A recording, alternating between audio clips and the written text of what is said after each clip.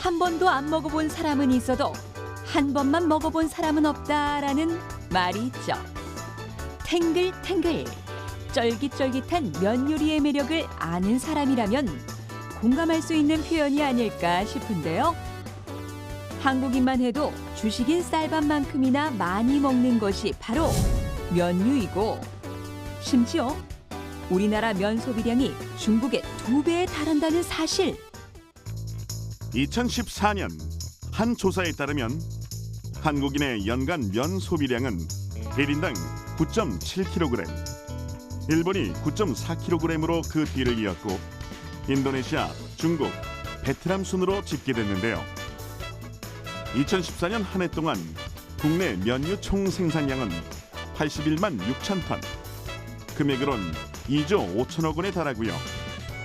약 1억 8천만 달러의 무역 수지 흑자를 낳았다고 합니다. 우리나라 사람들이 면류를 얼마나 즐기고 사랑하는지 짐작할 수 있는 수치죠. 면의 대명사이자 시초라 할 수 있는 국수의 역사는 약 4천년 전으로 거슬러 올라갑니다. 학자들은 메소포타미아에서 탄생한 국수가 세계 각국의 무역상들이 드나드는 실크로드를 통해 빠르게 전파된 것으로 보고 있으며, 이렇게 뻗어나간 국수는 오늘날까지 헤아릴 수 없을 만큼 다양한 요리로 거듭하여 전 세계인의 식탁 위에 오르고 있습니다.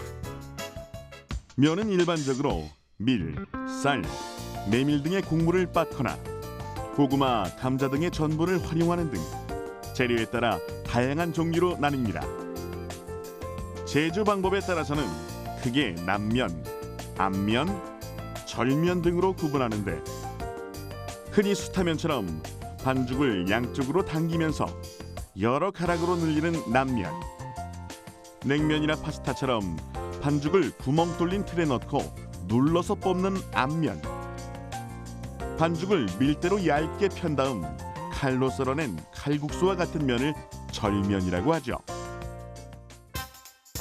면의 생명은 뭐니 해도 찰지고 쫄깃한 식감이라고 할 수 있습니다. 반죽을 바닥에 탕탕 때리는 소리만큼 면의 탄력이 늘어나는 수타면은 밀가루 속 단백질인 글루텐의 그물 구조가 치밀하게 형성되어 쫄깃함을 극대화시키는데요. 수타면보다 한 차원 높은 탄력을 보여주는 것이 바로 족타면입니다. 이름 그대로 반죽을 손으로 치대는 것이 아닌 발로 밟는 방법인데요. 다른 우동면보다 면발이 굵고 식감이 쫄깃쫄깃한 일본의 사누키 우동이 바로 이 발맛으로 완성된다고 하는군요. 그럼 족타면의 과정을 따라가 볼까요? 국수 반죽에 있어 소금물은 면의 쫄깃함을 좌우하는 첫 번째 요소. 소금물을 여러 번에 걸쳐 조금씩 부어가며 염도를 13%에서 15% 사이로 맞추는데요. 염도는 계절에 따라 숙성 정도에 따라 달라진다고 합니다. 오랜 기간 경험에 의한 노하우라고 할 수 있죠. 섭씨 25도에서 32도의 온도에서 1차 숙성을 마친 반죽 덩어리. 이제 사정없이 발에 밟힐 시간입니다. 밟고 밟고 또 밟고. 이렇게 밟으면서 쫄깃한 식감을 줄 수가 있게 되는 거죠. 이것도 이 작업을 너무 오래 하거나 너무 무리한 힘을 가하게 되면 또 이게 좀 쫄깃한 식감보다는 좀 딱딱해질 수가 있거든요. 이 식감이 아무래도 이게 조금 더 미세한 부분까지 이제 공기 뺄 수 있는 작업을 하고, 이제 공기를 뺀다는 것 자체가 쫄깃한 식감이 나온다는 거거든요. 전문가의 정성이 담긴 손맛, 아니 발맛으로 완성된 반죽은 적당한 크기로 소분하여 최소 12시간 동안 2차 숙성을 거치는데요. 그 탄력이 어느 정도인지 눈으로 확인해 볼까요? 이거를 일반적으로 생각하는 미는 방식으로 한번 해보시면은 이 프레스를 하는 이유를 알 거예요. 한번 뭐 제 아무리 탱탱하다고 해도 연약한 밀가루 반죽 아니겠어? 라고 생각한다면 큰 오산. 왜 그래? 힘들어요. 왜 힘들어? 안 밀리는데요? 잘? 근육질의 반죽과 때 아닌 한판 씨름. 아, 이래서 오늘 안에 우동 한 그릇 먹을 수 있을까요? 만약에 이런 덩어리 반죽해 놓은 거를 손으로 한다고 치면은 굉장히 힘든 작업이거든요. 그래서 이제 그 부분은 어느 정도 얇게 만들어주는 과정이 필요해요. 그래서 이제 그거는 이제 기계로 해가지고 어느 정도 두께를 낮추게 한 다음에 이제 그 다음에는 사실 밀면은 그래도 좀 날 거예요. 근데 기계의 힘으로 조금씩 얇게 펴지는 반죽. 접은 면이 서로 들러붙지 않도록 전분을 골고루 묻혀준 다음 일정한 너비로 절면을 하는데요. 너비 6mm에 두께는 3.5mm 내외가 적당하다고 합니다. 자, 이제 면을 삶아볼까요? 산후키 우동의 생면은 15분을 기준으로 면발의 두께에 따라 삶는 시간이 조금씩 달라지고요. 이렇게 삶은 면은 따로 끓인 맑은 육수에 넣어 한 그릇의 우동으로 완성되는데요.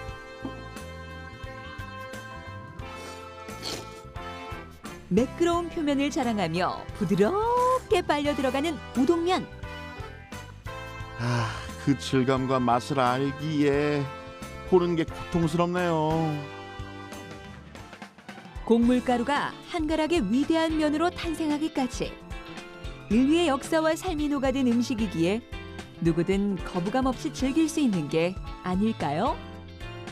기다란 면발처럼 우리의 면사랑은 쭉 이어질 것입니다.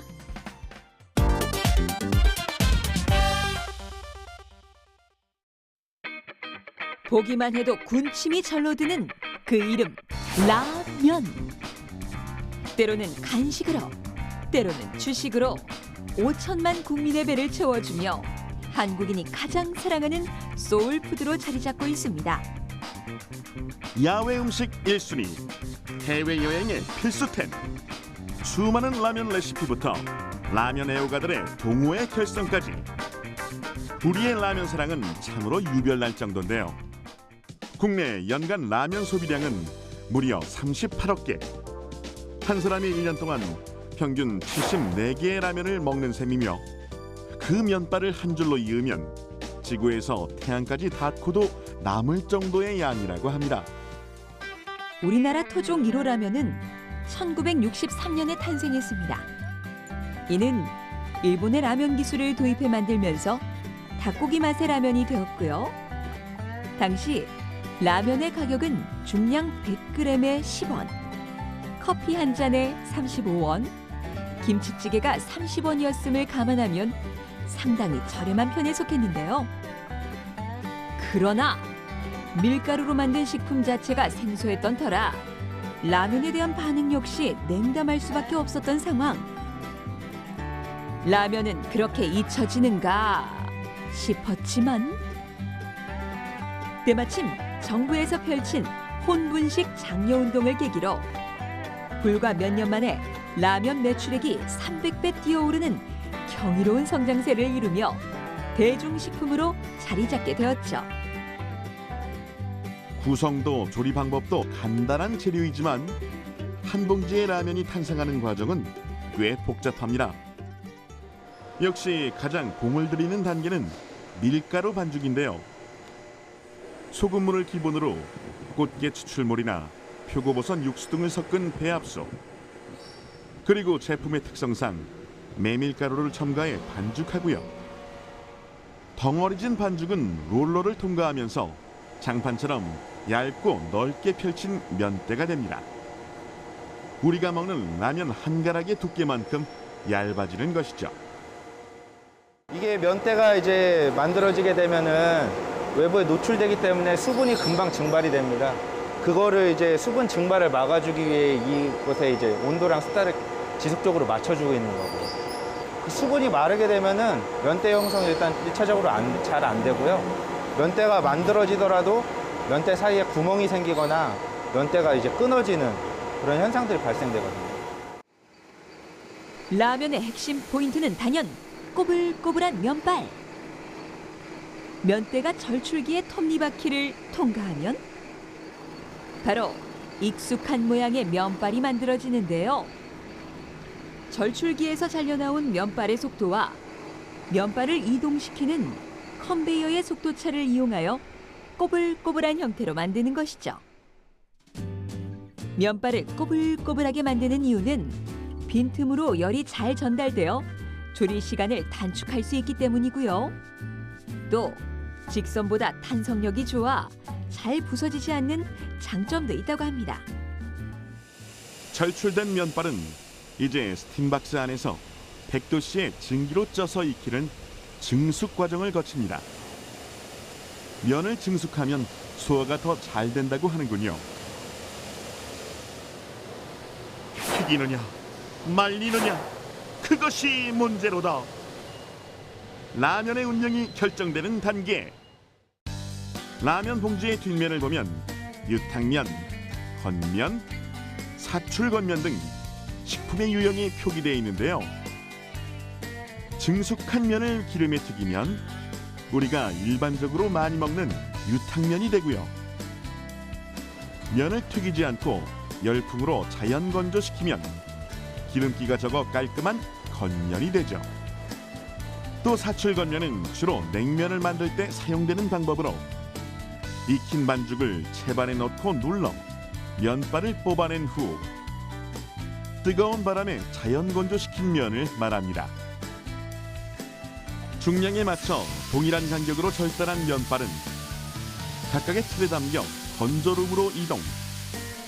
섭씨 130도의 뜨거운 바람으로 수분을 쫙 제거하고요.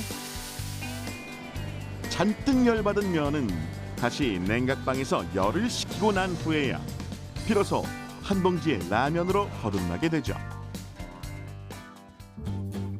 끓여 먹어도 비벼 먹어도 부셔 먹어도 맛있는 라면. 시원하게 호로로, 화끈하게 호로로. 당장 먹을 수 없는 사내진미보다 허기진 배를 가장 먼저 채워주는 라면이야말로 진정한 의미의 사내진미가 아닐까요? 우리의 동반자 라면이여 영원하라.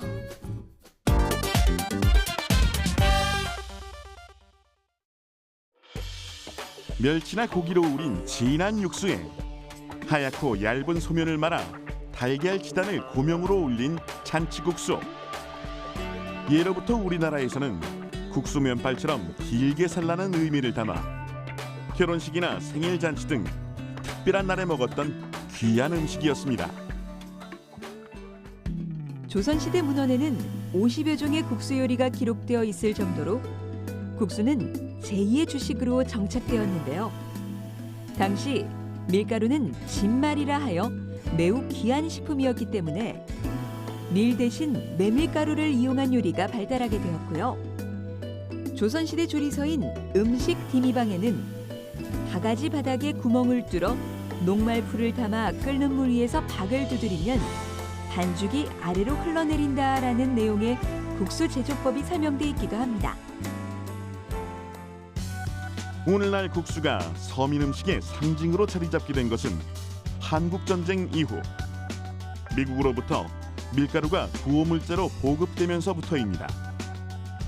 이를 계기로 우죽순 국수공장이 들어서기 시작했고 일본의 마른 소면 제조법 등이 전파되면서 국수 소비량이 큰 폭으로 상승하게 된 것이죠. 우리나라 전통 면 요리론 크게 냉면, 비빔국수, 콩국수, 온면인 국수장국, 칼국수 등을 꼽을 수 있습니다. 지역별 특성에 따라 발달한 국수들을 살펴볼까요? 왕족과 양반들이 많이 살던 서울에서는 고명을 얹어 멋을 낸 국수 장국과 비빔국수가 발달하였고 경기도 지방에서는 면을 칼로 싹둑싹둑 잘라 국물에 팔팔 끓인 칼국수나 메밀 칼싹두기, 강원도에서는 메밀 막국수나 올챙이 국수가, 제주에서는 흑돼지를 구하는 육수에 수육을 올려 만든 고기국수가 대표적이죠. 가녀린 여인의 옷자락처럼 하늘거리는 국숫가락. 뽀얀 빛깔에서 청초함까지 느껴지는데요. 2대에 걸쳐 70년간 전통 제조법으로 국수를 만들고 있는 재면소입니다. 반죽부터 숙성, 건조, 포장까지 어느 한 과정도 주인장의 손을 거치지 않고서야 완성할 수 없는 국수죠. 소면의 재료는 밀가루, 전분, 소금물이 전부. 저울만큼 정확한 눈대중과 손대중으로 비율을 맞춰 반죽한 후 3번의 아변을 거치면 비로소 소면에 적합한 두께의 면대가 되는데요. 면대를 길고 긴 국숫가락으로 뽑아 빨래 널듯 야외 턱턱 널어주면 끝! 지금부터는 오직 자연의 국수를 맡기는 시간입니다. 반나절은 자연 바람에서 건조를, 남은 반나절은 실내에서 숙성을. 이렇게 이틀간 건조와 숙성을 반복하죠. 이곳엔 수분 함유량 측정기도 탄력을 수치로 계산하는 테스트기도 없습니다. 단지 수십 년간 매일 반복해온 경험만으로 모든 걸 판단할 뿐이죠. 맛을 하는 게는 첫째 간이 잘 맞아야 한다고 했잖아요. 간 잘 맞고 그리고 또 이제 끈기가 있어야 되니까 너무 또 푸석푸석하면 또 안 되잖아요. 국수가 잡아당겨가고 어느 정도 생거를 이렇게 잡아당겨서 좀 탄력이 좀 있어야 되거든요. 국수가 그래야 질이 좋은 질이 나오고 그런 거를 하고 있어요.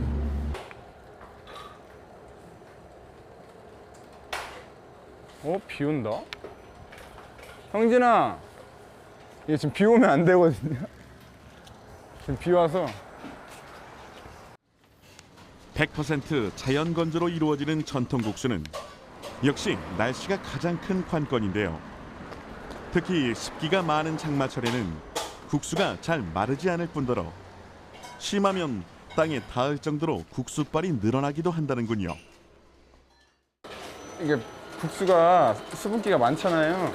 근데 이제 국수가 비에 젖으면 물이랑 만나면 이게 좀 끈적거려서 붙어요. 면끼리 붙어서 이제 상품성이 떨어진단 말이죠.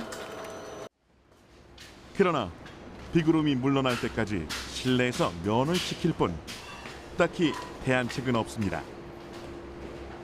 재면소의 70번째 장마도 늘 그렇듯 소란스럽지 않게 지나가고 있죠. 다 마른 국수는 이제 절단 과정에 들어갑니다. 투박한 손으로 무심한 듯 툭툭 국수를 끓는 주인장. 한 움큼의 국수도 손길 한 번에 해결. 종이를 대충 한 바퀴 두르는 것으로 포장도 끝납니다.